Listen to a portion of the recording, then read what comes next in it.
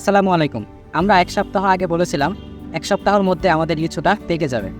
আমরা ঠিক ১ সপ্তাহ পরেই এই মুহূর্তে আমরা লিচু বাগানে দাঁড়িয়ে আছি। আমাদের সাথে আছেন আমাদের মামা।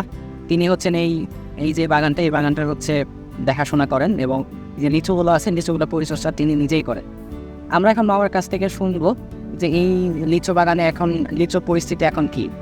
এখন পরিস্থিতি ভালো, যা মোটামুটি বাজার কি বছর পাওয়া যাচ্ছে এই পর্যন্ত। আচ্ছা, এখন কি সবগুলো লিচু পেকে গেছে তো, তাই না? হ্যাঁ, আচ্ছা, এখন হচ্ছে সবগুলো বাজারে আসতে কতটুকু সময় লাগবে?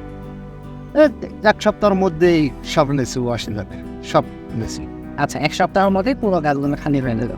আচ্ছা, এখানে কোন কোন জাতের লিচু আছে? এখানে চায়না আছে, বোম্বাই আছে, বেদেনা আছে, মাদ্রাজি আছে। সবচেয়ে ভালো কোনটা? সবচেয়ে খাইতে মজা বেদেনা।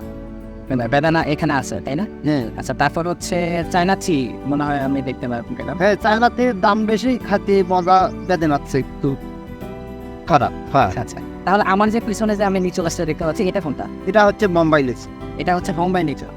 আচ্ছা, তাহলে আমি দর্শক আপনারা কিন্তু পিছনে আপনারা দেখতে পাবেন যে কি পরিমাণ লিচু আসলে গাছে হয়েছে। আর হচ্ছে এই বাগান থেকে আসলে কিরকম লাভ হবে আপনারা কেমন আশা দেখতেছেন?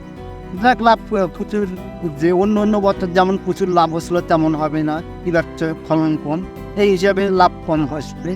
আচ্ছা আচ্ছা, প্রতি বছরই কি এরকম হয় নাকি হ্যাঁ, ইয়াতে বেশি হয়।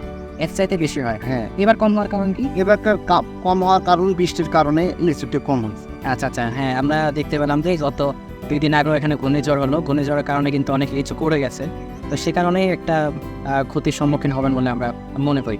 তো দর্শক আপনারা দেখলেন যে আমরা লিচু বাগানের সর্বশেষ পরিস্থিতি আপনাদেরকে জানালাম। আমরা পরবর্তীতে আরও বিস্তারিত নিয়ে আসবো।